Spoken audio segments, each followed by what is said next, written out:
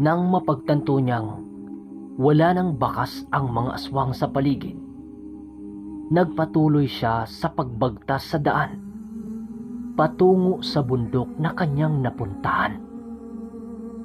Ito ang unang pagkakataon na umakyat doon si Chris. Pero hindi naman siya natatakot dahil alam niyang may tutulong sa kanya sa obrang kanyang ginawa. Marami siyang nakitang kakaiba sa lugar. Maya-maya lang, nagulat naman itong si Chris nang umagaw sa kanyang paningin sa isang yungib. Merong nakatayong demonyo. Maigi niya itong tiningnan dahil napakalayo ng wangis nito sa isang aswang. Ilang saglit lang, biglang napayuko itong si Chris nang tumayo ang nilalang na yun at dahan-dahang naglakad papaikot sa buka ng yungib. Dahil sa mga ginawa nito, agad namang lumapit ng bahagya si Chris upang makahanap ng perpektong pagkakataon para asintahin ng kanyang gulok ang demonyo. Ang kanyang ginamit noon ay ang isa sa mga abilidad ng mutya niya, na kung saan ang lahat ng paningin niya sa lahat ng mga elemento ay isang ordinaryong hayop. Habang papalapit si Chris, hindi naman siya nito nagawang mapansin dahil isang galang baboy ang paningin nito sa kanya. Nang pagharap niya sa nilalang, bigla itong napatitig sa kanya. Dahil doon kinabahan si Chris.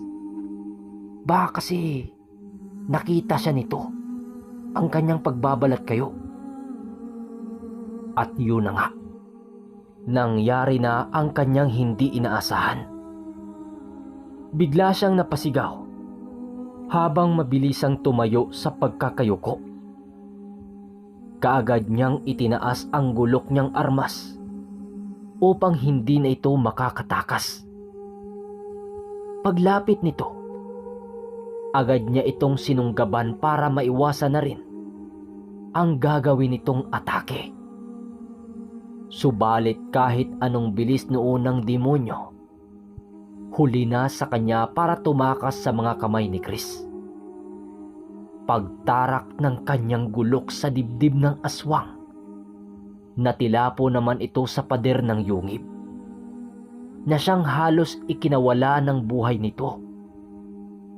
Nagpupumiglas pa ito, pero alam ni Chris na hindi na ito makakatakas. Nang makita niyang dahan-dahan nang nagbago ang anyo nito, agad naman niya itong nilapitan upang titigan. Nang bigla na lang natigilan si Chris nang masipat niya ang pagmumukha ng lolo niyang si Turo. Apo, bakit mo ginawa sa akin to? Ano bang kasalanan ko? Bulong ng demonyo. Dahil sa ginawa nito, mas lalo pang uminit ang dugo ni Chris sa nilalang. Walang sabi-sabi, agad niyang kinuha ang gulok na nakatarak sa dibdib nito at pinaulanan ng hindi mabilang na saksak. Hindi pa man nakababa sa lupa ang katawan ng demonyo, gutay-gutay na ito. Demonyo ka! Wala kang karapatan para gayahin ang wangis ng kinikilala kong ama. Galit na wika ni Chris. Kasabay ng pagwika niya ay ang paglaho ng kanyang gulok na pormang karet. At dahan-dahang nagpapalit ng anyo, ginaya niya ang wangis ng isang hayop para magawa niyang makakita sa napakadilim na yungib. Ayon kay Chris, na ang ganong kakayahan ng mutya ng durian ay ordinaryo na nagigising sa sinumang magtatanga nito. Hindi ito kaya ng mga antingerong merong balaang mutya dahil sa tanging totoo at orihinal ng punong pinagkukuhunan lamang ito.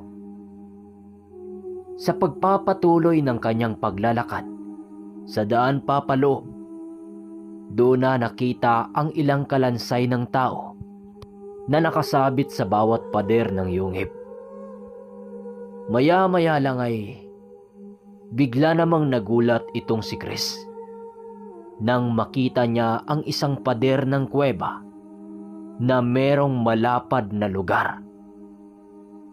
Sa gitna ng bahagi nito ay meron siyang nakikitang mga nakaupo malapit sa sulong nagbibigay liwanag. Sa pagpapatuloy ng pagmamasid niya sa lugar, doon niya nakita ang isang babaeng nakaupo sa isang batong bangko na parang isang trono kung iyong titigan. Dahil sa kanyang mga nakita, doon na pag-alaman ng nilalang na yon ang tinutukoy ng reyna ng mga aswang. Ilang saglit lang, naglalakad na nga itong si Chris papalapit sa mga ito, na tila walang takot na nararamdaman. Pag-apak niya sa lugar na kinaroroonan ng mga ito, dahan-dahan naman niyang tinanggal ang mga sabulag na nakakapit sa kanyang katawan. Dahilan para magawa siya nitong makita. Pagtayo niya sa harapan ng mga ito, laking gulat na lamang ng mga ito sa kanilang mga nakikita. Maging ang reyna ng mga sinasabing aswang ay napatayo nang makita nilang biglang lumitaw si Chris sa kanilang harapan. Matapos ang mga pangyayari, tuluyan ang nagsisialulungan ang mga aswang na nasa paligid. Naglakad na rin ang reyna papalapit sa kanya na tila may sasabihin. "Anong ginagawa mo rito, tao? Paano ka nakapasok rito? Paano mo napaslang ang bantay na dyablo?" Pasigaw na sabi ng reyna habang unti-unting lumapit kay Chris. Itong si Chris naman ay naghahanda na siya at hinawakan na ang mutya niyang tangan. "Huwag ka nang lumapit sa akin, bruha. Ikaw din. Baka malusaw ka." Paalala nitong si Chris paglapit niya sa reyna. Matapos niyang sabihin ang mga kataga, bigla namang nagsisitawanan ang mga gabunan nitong nagbabantay sa paligid. Ayon kay Chris, nasa humigit 10 ang bilang ng mga ito. Bukod pa sa reyna na yon, lahat ng mga ito ay nagtatanga ng lihim na aral sa kaliwa na siyang nakakapingilabot. Nang biglang magwika ang isang gabonang lalaki sa wikang wala sa mga tao. Sa mga antingero, naiintindihan nila ito. Pero isasalin na lang natin sa Tagalog. "Baka hindi mo pa alam, iho, na ang lugar na ito ay hindi nasakop sa kapangyarihan ng Panginoong kinikilala mo. Maaring nakapasok ka rito dahil hindi ka natunugan ng bantay na dyablo.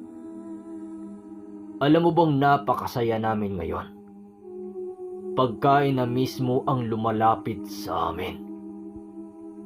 Wika nito, sabay hagalpak sa kakatawa. Nang marinig ito ni Chris, napawika siya ng,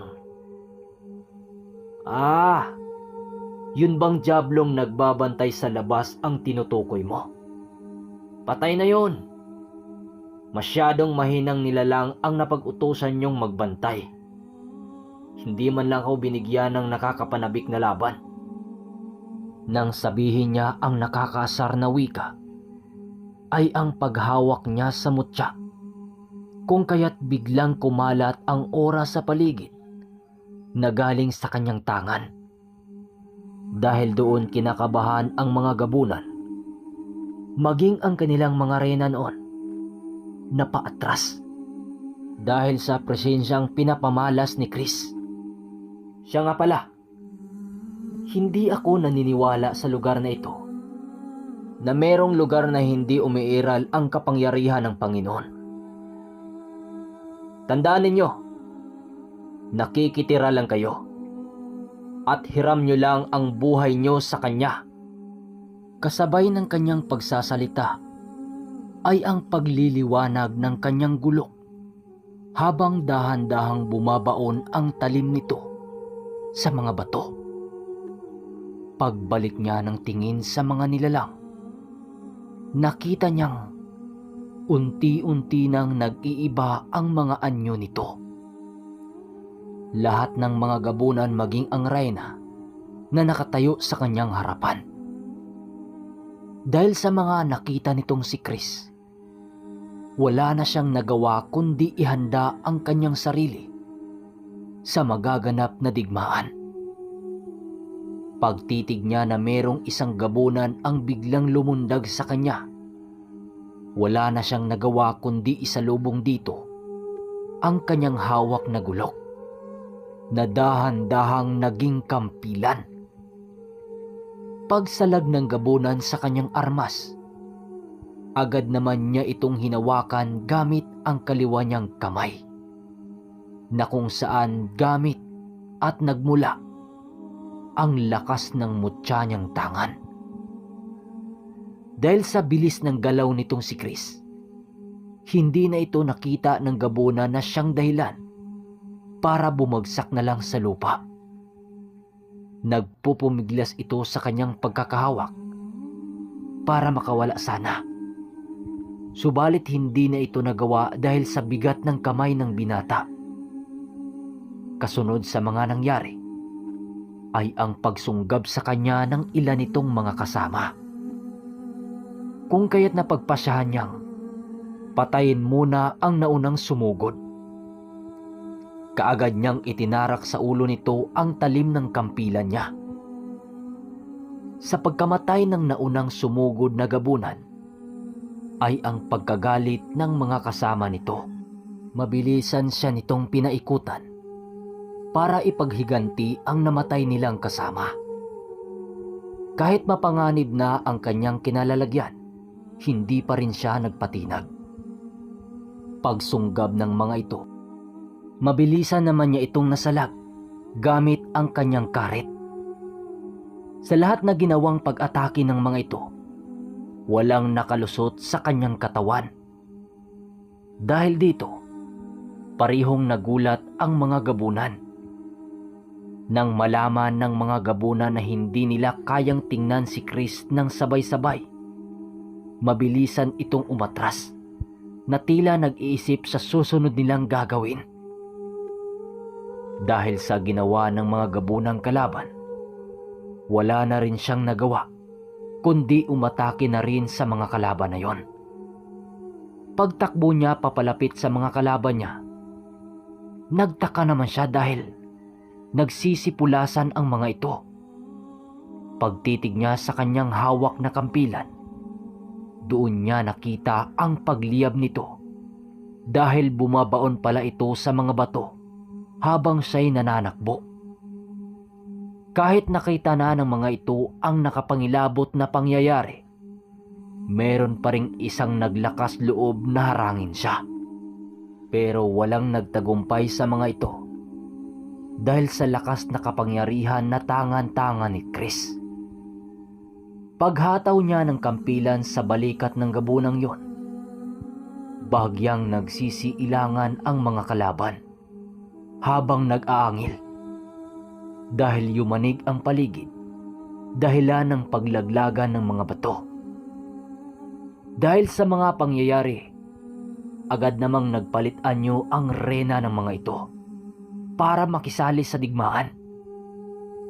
Sa pagpapalit anyo ng reyna, doon nakita nitong si Chris ang wangis nito.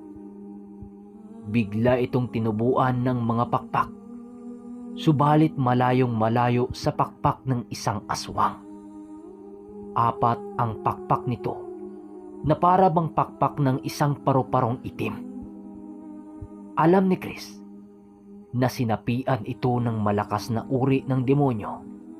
Kaya matapos niya itong makita, agad niyang nabasa ang sitwasyon na doon na magsisimula ang totoong laban. Pagsugod ng reyna ng mga aswang. Mabuti na lang, nasalag niya ang atake nito gamit ang kanyang kampilan. Sa sobrang lakas nito, ay nawasak ang malaking bato malapit sa kanilang pinaglalabanan. Sa patuloy niyang pagsalag sa mga atake nito, nakakakita na naman siya ng pagkakataon para gumanti. Ang problema lang, maigi palang nagbabantay sa kanyang kinikilos ang mga gabunang kasama nito. Mabilisan itong lumundag kung saan ang reyna nila para salagin ang kanyang mga plano. Pagtarak niya sa kanyang kampilan, nagulat na lamang ang reyna nang tumarak ito sa katawan ng gabunan.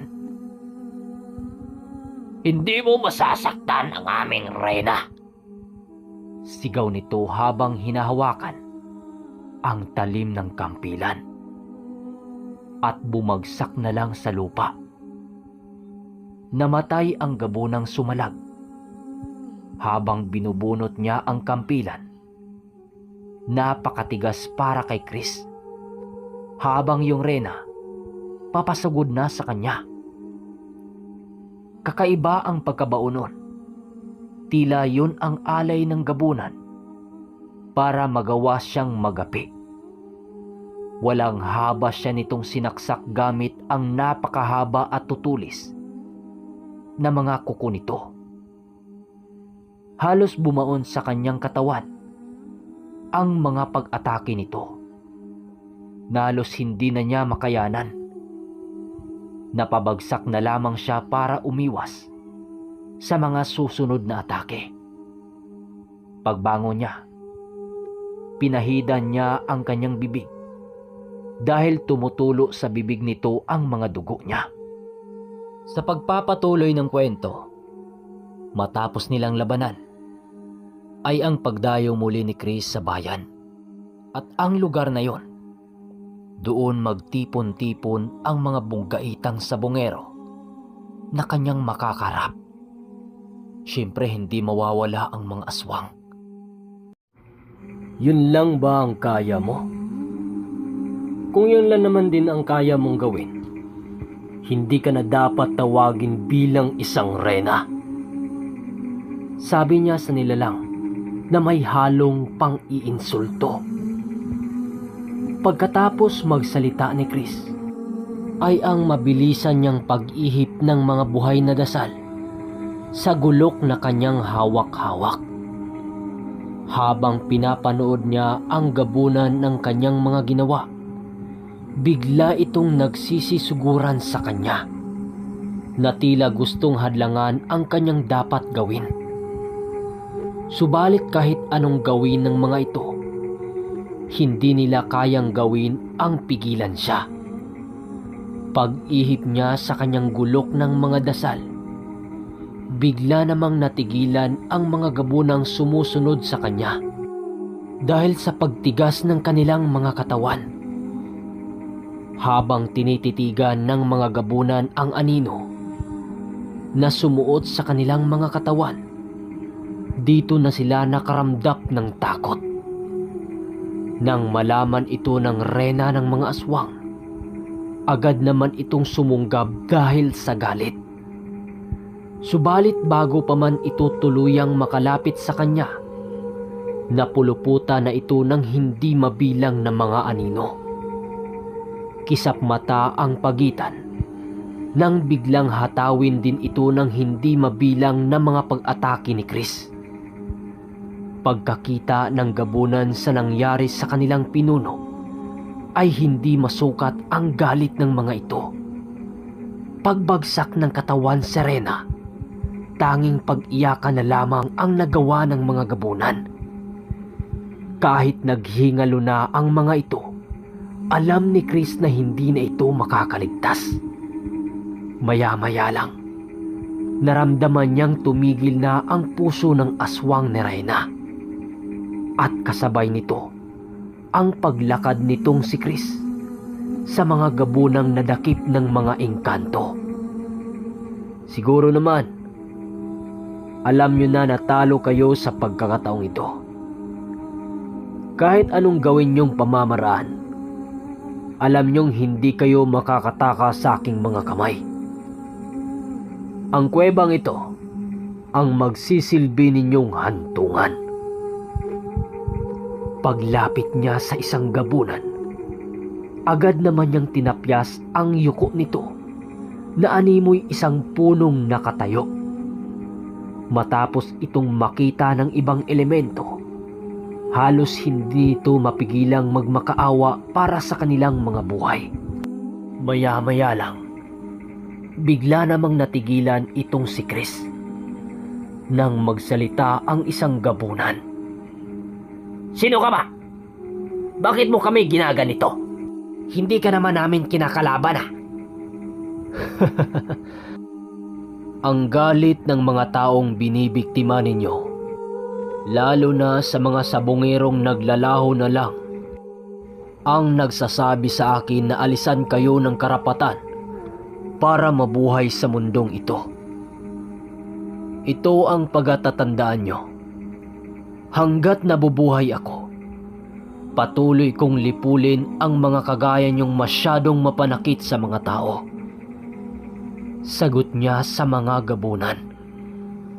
Kasabay ng pagsalita nito ay ang pagtarak ng kanyang sandata sa isang gabunang malapit sa kanya. Halos tumagos ang gulok na yon sa bahaging likuran ng aswang, na agad naman itong ikinamatay. Maya-maya pa, muli naman niyang pinutulan ng ulo ang isa pang gabunan na taas noong nakatingin sa kanya. Nang natira na lamang ang isang gabunang nakipag-usap sa kanya, doon na siya nag-umpisang magtanong sa ibang lahing kakilala nito. Wala akong sasabihin sa'yo. At mas lalong hindi ko sasabihin sa'yo ang lahat na nalalaman ko. Sagot ng isang gabunan. Sige. Bigyan kita ng panahon para magsalita pa. Huwag kang mag-alala. Balita ko, may kakilala kang pangkat ng mga sungaw. Pwede bang sabihin mo kung saan namumugaran ang mga ito? Sabi niya, habang patuloy na pinapagapang sa katawan nito ang isang hibla ng anino ng engkanto. Kahit anong gawin mo, hindi ako magsasalita. Ilayo mo sa akin yan. Sige, magsasalita na ako. Hindi ko alam kung saan kanilang kuta. Pakawalan mo na ako. Wala kang makuhang impormasyon mula sa akin. Sigaw ng gabunan, habang pilit nitong nilalabanan ang pumapasok sa kanyang sistema. Nang malaman niyang ayaw talaga itong magsalita, agad siyang nagdesisyon na tapusin ito at putulan ng kamay. Paghataw niya sa gabunan, nagsisisigaw naman ito dahil sa pagkaputol ng kamay nito. Kahit naghihirap na noon ang aswang, pinatuloy pa rin nitong si Chris ang pagkawala niyang awa sa mga ito. Ayon kay Chris, na ang mga demonyong nakagawa sa kanya ng karumaldumal, hindi niya ituring na isang likha na kaawaan. Dahil kapag pinakita mo ang awa sa mga ito, hindi ito magtatanda at gagawa lang ito ng kasalanan. Matapos niyang paghiwalayin ang mga galamay ng gabunan, wala na itong nagawa kundi magpalupasay sa lupa habang naghihintay ng kanyang kamatayan. Papikit-pikit na rin ang mga mata nito bilang isang tanda na sobra na itong nahihirapan. Ilang saglit lang ay agad nang itinarak ni Chris ang kanyang gulok sa tiyan ng gapunan at nakita niyang tumagos ito sa likurang bahagi nito. Mabubuhay ka pa sana kung sinunod mo lang ang aking gusto. Alam mo, ako ang klase ng mandirigma na nagtitira ng buhay sa kalaban upang magawa nitong maikalat sa kanyang buhay ang lahi at ang iba pang angkan. Sayang gabunan, buhay ka pa sana kung talikuran mo ang iyong prinsipyo. Paalam. Wika ni Chris. Matapos niya yung sabihin, hindi naman makapagsalita ang gabunan dahil sa lubhana ang kanyang natamo sa kanyang buong katawan. Ilang saglit lang, nagpasya na itong si Chris. Natuldukan na ang kanilang digmaan. Bago niya tuluyang wakasan ang buhay ng aswang, sinisigurado niya munang makikita niya ang lahat niyang mga kasama na kanina pang binawian ng buhay. Ginawa niya ang mga bagay na yon upang mas lalo pa siyang katakutan at kagalitan nito. Matapos ang mga pangyayari, agad na niyang itinarak ang kanyang gulok sa dibdib ng gabunan. Kaagad itong nawala ng buhay dahil halos mahati ang puso nito.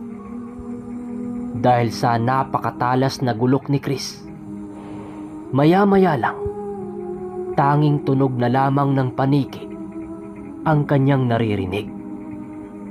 Bago niya tuluyang iwan ang yungib, nilagyan pa niya ito ng sabulag ang lahat ng bangkay para hindi ito makita ng mga taong magawi kung sakali man.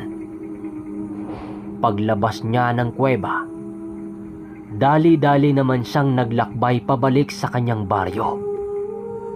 Nakahinga naman siya ng maluwag noon dahil mababawasan niya ang mga nilalang na napatuloy na pumapatay na mga mahihina na antingero at albularyo. Magaman marami siyang makakalaban sa kanyang nagawa, wala na siyang nagawa kundi panindigan ang kanyang prinsipyo at paniniwala.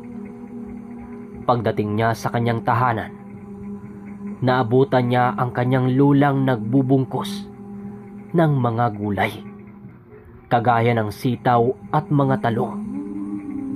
Meron kasing kumuha sa kanila sa mga ito para tubuan na rin pagdating sa palengke.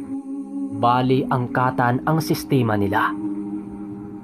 Kahit ganun ang gawain ng lola niya, kahit papano, may perang darating sa kanila. Sa paglipas ng isang araw, balik naman si Chris sa kanyang mga gawain sa baryo. Maigi niyang inaalam ang maaring lugar na pagkita-kitaan ng mga malalakas na antingero na mga mananabong ng manok. Merong nakapagsabi sa kanya noon na nasa malayong lugar ang mga ito at merong nagpapanggap lamang na mga mangmang para makapasok sa malalaking sabungan.